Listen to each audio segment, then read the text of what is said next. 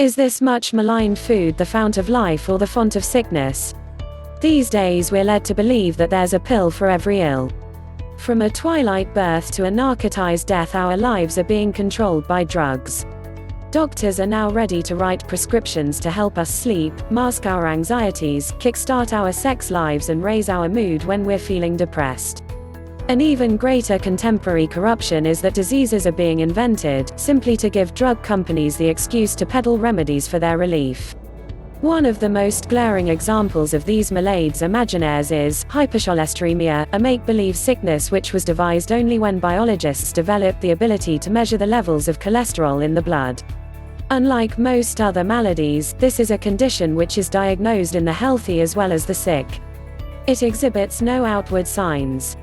In fact, it's merely a label which experts pin on people who show what they believe to be an adverse deviation from the norm, an arbitrary level which is given to widespread variation. 30 years ago, any middle-aged man whose blood cholesterol level, at the time of measurement, was over 240 was judged to have an increased liability to heart attacks and strokes, providing he had other risk factors like smoking, obesity and a genetic predisposition. In 1984, the Cholesterol Consensus Conference moved the goalposts and decided that the term hypercholesteremia should be given to anyone whose cholesterol was above 200. 8 of the 9 doctors on this panel were later revealed to be making money from the big pharma companies selling anti-cholesterol drugs. Since then, the level has dropped to 180 for both men and women, whatever their lifestyle and level of general health. The gradual lowering of the threshold has meant a great increase in the number of patients in need of regular supervision and treatment, and a vast increase in the profits made by pharmaceutical companies. In America, cholesterol-lowering drugs are now the second biggest pharmaceutical earners after antihypertensives, generating profits of billions of dollars every year. Doctors, by their uncritical acceptance of this new disease entity, are doing the drug industry an enormous favor, but are not serving the best interests of their patients. Can it be that they've forgotten the physiology lessons they learned at medical school, when they were taught about the vital functions performed by cholesterol, the substance which they probably knew then by its molecular formula C27H460? In the words of Dr. Ron Rosedale, one of America's leading gerontologists, there is no life on Earth that can live without cholesterol, which is a vital component of every cell membrane. It's estimated that a human adult contains roughly 70 trillion cells, about 1 million of which die every second. Cholesterol is needed to build the walls of this multitude of cells, to repair them when they are damaged and replace them when they die. That's why our bloodstreams must always carry a plentiful supply of cholesterol. One of the earliest medical discoveries was that cholesterol was needed for the production of bile, which plays a vital role in the digestive processes of most vertebrate animals. That's how the substance got its name from the 2 Greek words chili, bile, and stereos, solid. Cholesterol is also an essential precursor of all the body's steroid hormones, including estrogen, testosterone and cortisone, and plays a vital role in the formation of the fat-soluble vitamins A, D, E and K. In addition, it's the main organic molecule in the brain, constituting over half the dry weight of the cerebral cortex. Nowadays we're led to believe that there's a marked distinction between good and bad cholesterol. This is based on a total misconception, for every molecule of cholesterol is good. Everyone has the same atomic structure and is equally capable of carrying out its life-preserving functions. The confusion arises because C27H460, being a fatty molecule, is only slightly soluble in water. This means that it has to be teamed with protein molecules before it can be carried around the body. Some of these complex lipoproteins are larger than others. Hence the talk of high-density lipoproteins (HDLs) and low-density lipoproteins (LDLs), but size doesn't matter to the cells of the heart, lungs, kidney and brain. As long as they get an adequate ration of cholesterol, they don't mind whether it's brought to them by a Big Daddy HDL or a Tiny Tim LDL. At one time it was held to be impossible to reverse the ravages of arterial decay. Once fatty plaques had been deposited in the blood vessel walls, it was believed that there was little that could be done to shift them. Now it's known that the job can be carried out by cholesterol, providing it's not carried to the damaged cells by the very tiniest LDLs, which can squeeze through the linings of the arterial walls. Here they can lodge, become oxidized by free radicals, turn rancid, and produce inflammatory byproducts which cause further damage to the cells of the arterial wall. The prudent way to prevent this happening is to take steps to ensure that cholesterol is transported around the body by lipoproteins which exclude the very tiniest LDLs. This can't be done by taking statins, or any other form of anti-cholesterol medication, but can be achieved by adopting 1 or 2 sensible lifestyle changes. Before these natural measures are described, it's as well to recognize that the human body has its own homeostatic mechanism which ensures that our blood streams always carry an optimum level of C27H460, just as there is an internal thermostat which maintains a healthy body temperature, so we have a cholesterostat, which ensures that our blood streams always carry an optimum level of cholesterol. This is a highly complex, biostatic arrangement, which was first described by 2 American doctors, Dr. Michael S. Brown and Dr. Joseph L. Goldstein, who gained the Nobel Prize in Physiology in 1985 for their seminal discoveries in this field. This regulatory system is essential, partly because of our moment-to-moment need for cholesterol is constantly changing, and partly because of the wide variations in our dietary intake. Eskimos live on a diet rich in fatty meat, whereas vegetarians consume only the animal fats they get from eggs and dairy products. There is no way that we ourselves can do the necessary computations to ensure that our cells and vital body organs receive the cholesterol they need.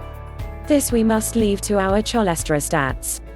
Every body cell has the ability to manufacture cholesterol, a facility which is particularly marked in the adrenal glands, reproductive organs, intestine and especially the liver, which is the source of about a quarter of the body's endogenous production of cholesterol.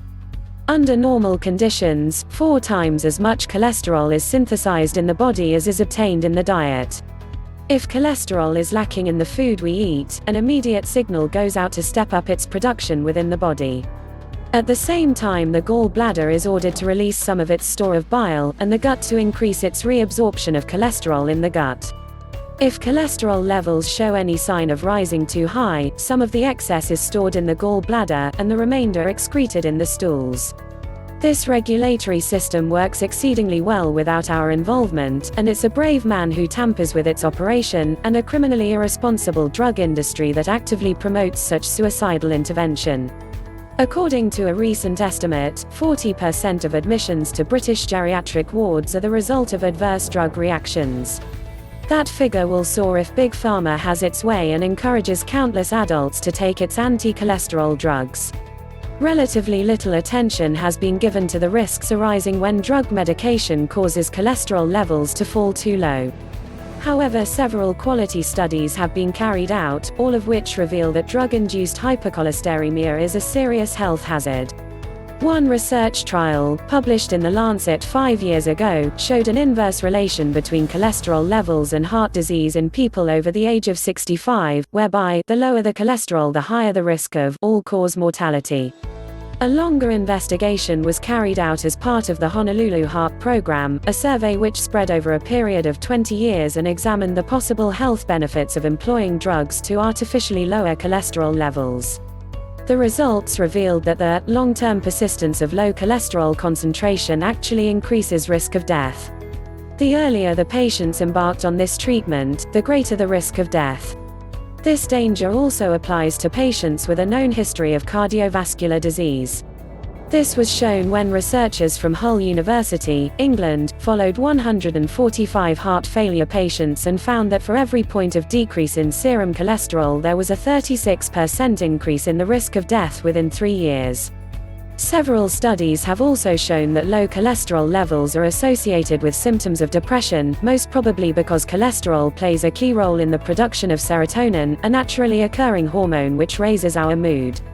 Canadian researchers have found that individuals with low cholesterol have more than 6 times the risk of committing suicide as those with the higher levels of cholesterol. Drugs are available to lower blood cholesterol levels, but they are totally indiscriminate. They override the body's cholesterostat, and cannot discriminate between good and bad lipoproteins.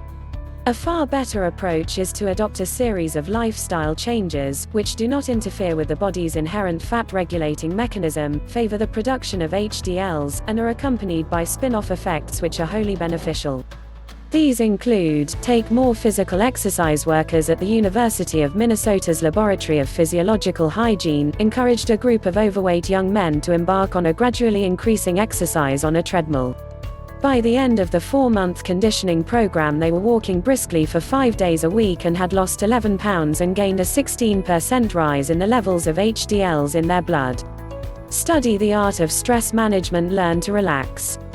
Adopt an attitude of sera. Don't sweat the small stuff, and remember that it's all small stuff. Get a proper balance between work and play. Blood tests have revealed that accountants show a steady increase in their blood cholesterol levels as they approach the end of the tax year, when they're working long hours under severe pressure. Take steps to improve the quality of your personal relationships. Marriage is good for your health, providing it's a congenial marriage. Research at University of Utah shows that marital discord causes a rise in blood pressure and increased cholesterol levels among women, but not in men. However, the research on male accountants, referred to above, revealed that dysfunctional marriages, marked by anger and incessant argument, could lead to a doubling of blood cholesterol levels. Increase your intake of vegetables. When researchers at Stanford University, California took a sample of over 100 adults with mildly raised cholesterol levels, they found that those who stepped up their intake of fresh fruits and vegetables enjoyed a reduction in their bad cholesterol levels, which was twice that of those who had followed the typical instructions to reduce their intake of fatty foods. Fill your day with laughter. A good belly laugh is infinitely better than a constant belly ache. When we're engaged in any light-hearted, mirthful activity, we relax, which seems to increase our blood levels of good cholesterol. This was shown when a research team at Loma Linda University, California took a small sample of patients with a high risk of developing heart disease and divided them into 2 groups.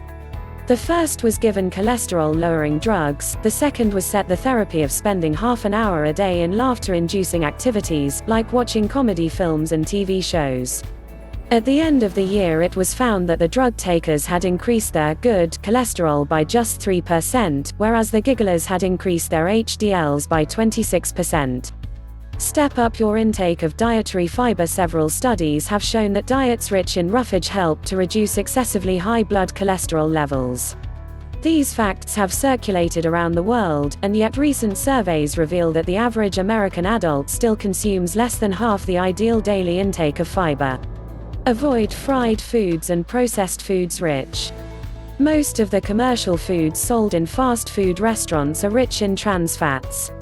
These lipids occur only in small quantities in nature, and enter our diet only through the high-temperature cooking of hydrogenated vegetable fats. These increase the risk of coronary disease because they raise the levels of bad cholesterol and lower the levels of good HDLs.